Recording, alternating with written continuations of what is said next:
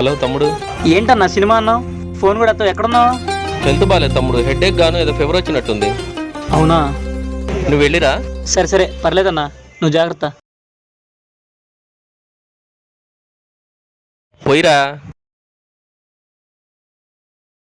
ఒంట్లో బాగాలేదన్నాడు, మనం కాకపోతే ఎవరు చూసుకుంటారు? టాబ్లెట్స్ ఇద్దాం. ఏమండి, ఫీవర్కి టాబ్లెట్స్ ఇవ్వరా?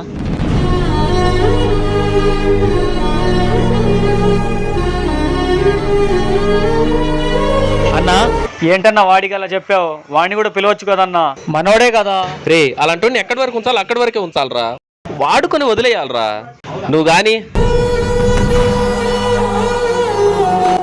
మన జీవితంలో మనం కొంతమందిని అన్నగానో తమ్ముడుగానో చూస్తాం, కానీ వాళ్ళు మనల్ని అవసరానికి వాడుకునే ఒక వస్తువులో చూస్తారు.